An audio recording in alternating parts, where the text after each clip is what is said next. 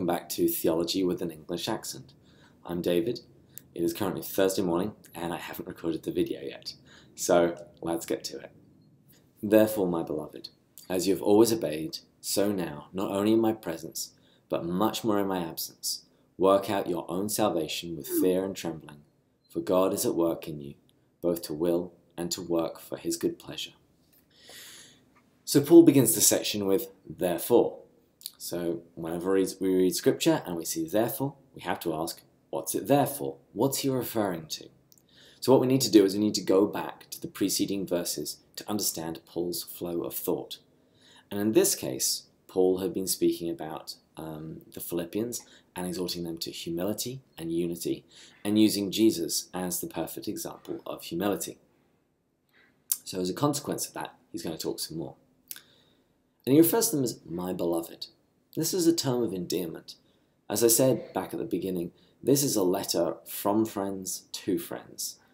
Paul isn't writing with the full weight of his authority, because he doesn't have to. He knows the Philippians, they know him, and they share a mutual bond of love. So he says, as you have always obeyed, so now, not only in my presence, but much more in my absence, work out your own salvation with fear and trembling. For God is at work in you, both to will and to work for his good pleasure. So, much in the same way as before, Paul exhorts them to continue in his absence. Whether he's there or not, keep at it. And he tells them to work out their own salvation with fear and trembling. Now, it's clear from this that more works aren't involved in our initial salvation. They do have a role to play in our final salvation. And you only have to just do a brief survey of Scripture to find exhortations to persevering in good works, striving for holiness, fighting against the flesh and the devil. And Paul tells them to work out this salvation with fear and trembling because of the seriousness of this task. You know, their very salvation. Paul goes on, do all things without grumbling or questioning, that you may be blameless and innocent, children of God without blemish in the midst of a crooked and perverse generation, among whom you shine as lights in the world, holding fast to the word of life, so that in the day of Christ I may be proud that I did not run in vain or labour in vain. Even if I am poured out as a libation upon the sacrificial offering of your faith, I am glad and rejoice with you all. Likewise, you also should be glad and rejoice with me. So Paul begins by speaking about not grumbling and being innocent, children of God within a crooked and perverse generation. And what he's doing here is he's quoting partially, but he's definitely alluding to the Song of Moses. Now this was during the Exodus when Moses reflects and considers the disobedience and the ingratitude of the children of Israel. He says, they have dealt corruptly with him. They are no longer his children because of their blemish.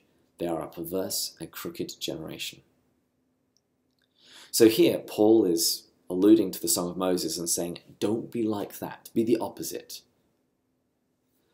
And even his reference to grumbling and questioning was also reminiscent of the Exodus.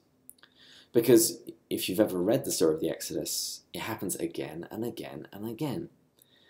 You know, the rebellion of Israel always begins with grumbling. It begins with questioning.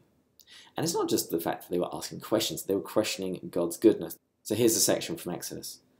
So the people grumbled against Moses, saying, what are we to drink? In the desert, the whole community grumbled against Moses and Aaron. But the people were thirsty for water there and grumbled against Moses. They said, why did you bring us up out of Egypt to make us and our children and livestock die of thirst? So you see in those little sections, we've got lots of grumbling and lots of questioning. And Paul is exhorting the Philippians to not grumble, not question, because we know where that ends up. What Paul is doing is he's taking that Old Testament passage and extracting the moral sense, the moral meaning out of the passage and applying it to the Philippians. Paul goes on, holding fast to the word of life, so that in the day of Christ I may be proud that I did not run in vain or labour in vain. So again, Paul is exhorting them to being steadfast to the word of life. So here he's talking about the gospel that he preached to them.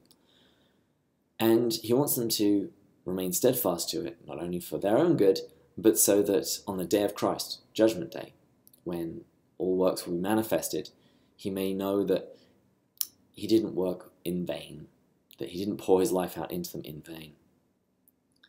But then he goes on and says, even if I'm to be poured as a libation upon the sacrificial offering of your faith, I'm glad and rejoice with you all. Likewise, you should be glad and rejoice with me.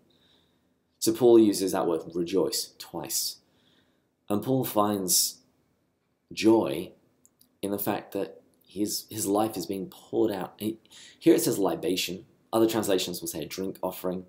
And this refers to the wine and oil sacrifices, offerings, that were poured out in the temple every morning and evening as the lambs were sacrificed.